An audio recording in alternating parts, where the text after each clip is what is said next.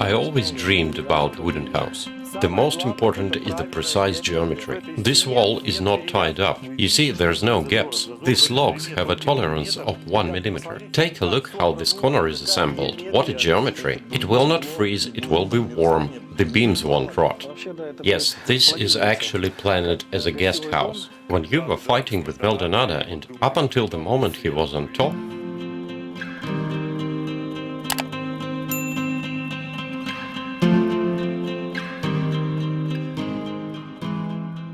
Hi everyone, today we are filming a house of 28 diameter. It's 92 cubic meters and it's a guest house for Fedor Emelianenko. He's gonna get here in a moment. We got the logs from SK43 at Kirov. We're gonna film a review for the logs so that you know how to choose the right one. We're also gonna show you some cool construction elements that we use. How do you check that the log rounding is done correct? You take a calipers or a ruler and measure the groove. It is 14 centimeters. The most important is the correct geometry. You measure in the middle of the log, then you measure closer to the end, 14 centimeters. You measure from the end face of the log, also 14 centimeters. If the groove is not correct, the logs will not lay flat. Only with the correct groove we stack it without the gaps. We'll now show you the wall with a very precise log geometry. This is the right log. It will be easy to work with, and there will be no gaps. The quality can be seen at the notch. Nothing sticks out, there is no undercuts. The notch surface is flat and even, and the geometry is correct. Good, let's go and see what else have we got.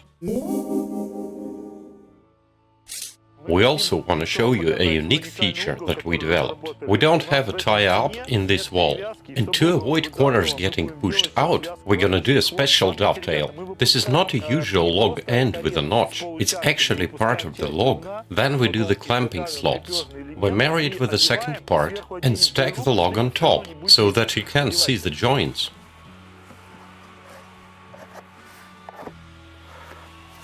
Right here, we key it from the top. We never use C-clamps, we always bolt it. The C-clamps are bad, because they tend to bend under the load. We never use it, we always use ball and the nut joint. And here we have an invisible joint.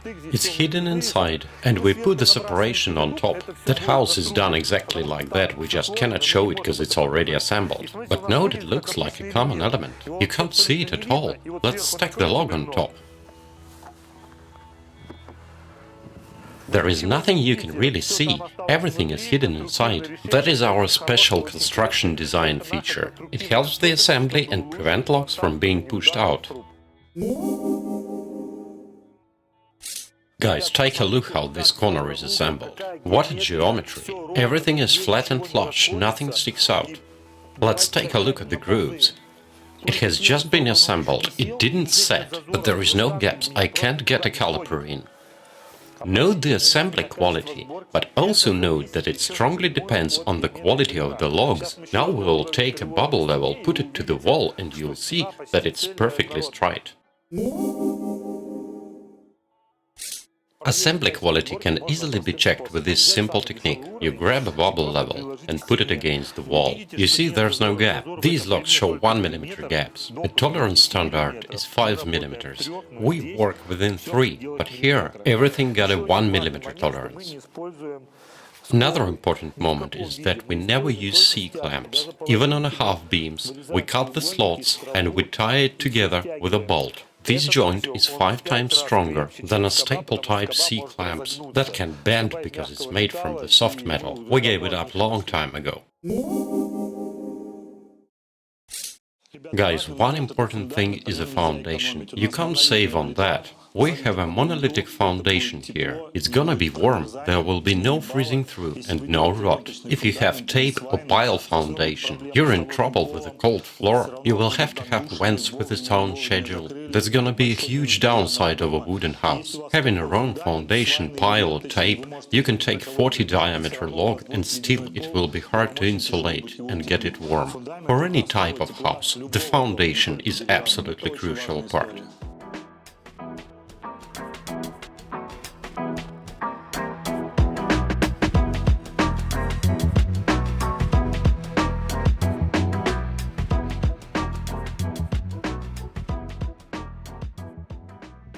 We have a customer here, and I believe we don't have to introduce him. Right beside him is Kostya, who is a wood supplier. Kostya, can you tell us a few words about the wood and the job that you are doing? I'm not alone. Here is my friend and a business partner, Stanislav. We're running that business for 16 years now. The wood is from Vyatka. It's very dense, it's a top quality. This product in particular has many advantages. There are many types of wood at the market these days that houses are built from.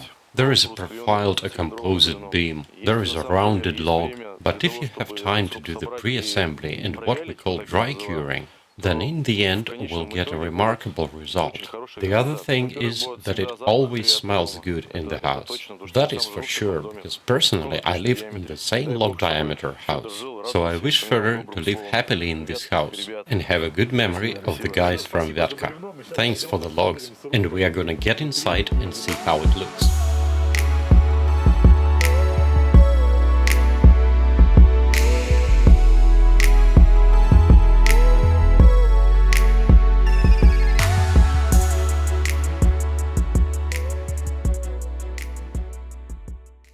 Let's go. I'm inviting you to your own house. Thank you. We'll take a look at the walls. You first. I wanted to ask about your expectations and why log house in particular.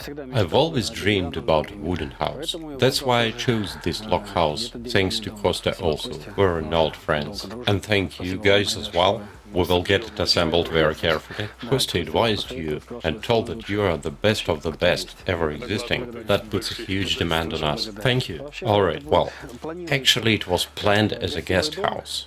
But while we don't have a main house, we plan to finish it next year. But while it's been built, my family and I are planning to stay here. It's very nice nature here. The church is nearby and the river.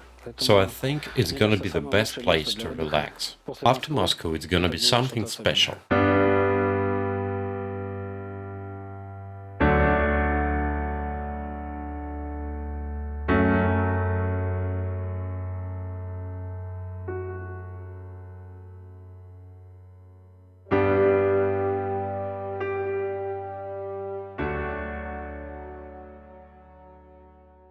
I know that you have a birthday tomorrow, and I wanted to ask, what do you feel being 43? What's your motivation? And of course I want to know how you're gonna celebrate it. I usually switch off the phone and spend time with my family, with my girls, friends sending congratulations.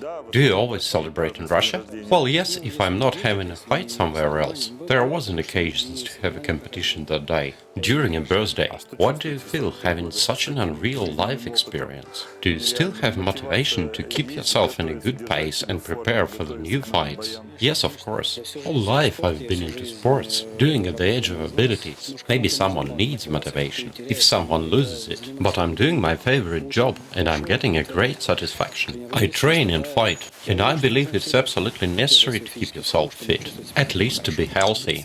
I always wanted to ask, no one ever saw you behind the wheel, driving a car. I watched all your interviews and no one ever asked you if you drive a car. Today I saw you riding a car and it's not tinted, you're not hiding. As of I got a license, I'm driving. How do police guys react when they stop you on the road? Well, I'm doing my best to obey the law, and I'm not breaking the rules. If something minor happens, the police officers are pretty loyal to me, and I really want to thank them for doing that.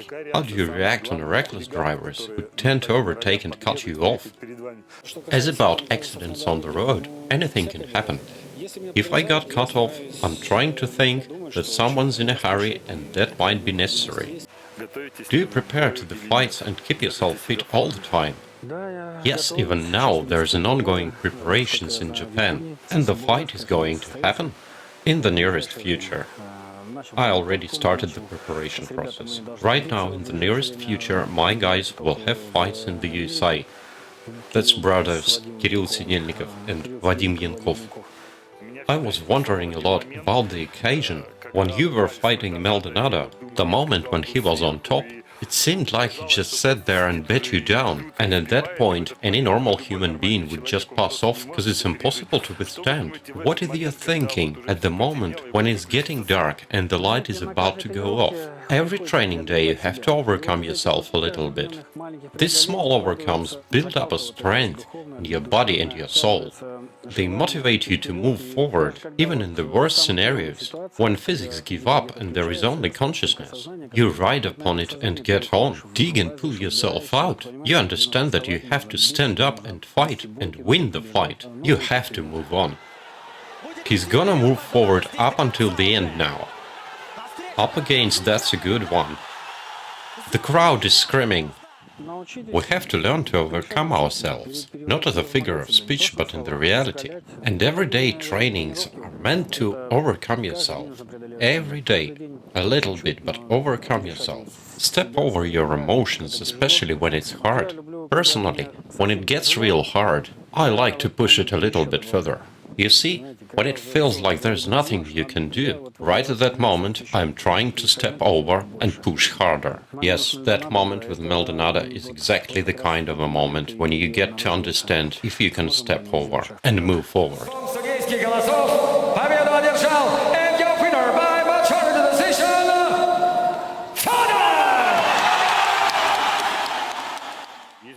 Is there a fight that you remember the most, or you mostly do not replay and review them in your memories?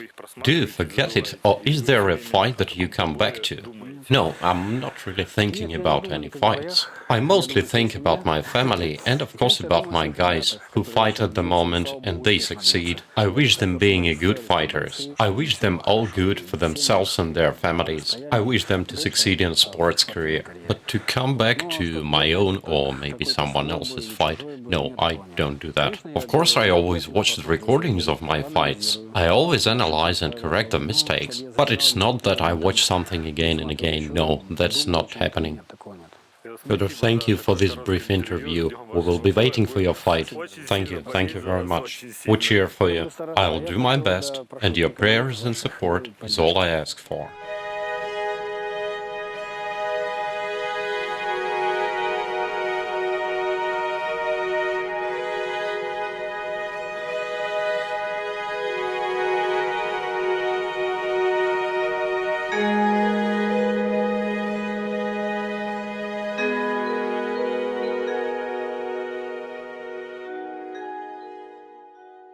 You're gonna see how we mount the logs. You're gonna see what insulation we use. You'll see the complete and finished house. And then we will show you the roof. And we have come up to showing you the whole process of natural material house built throughout the year up to the final result.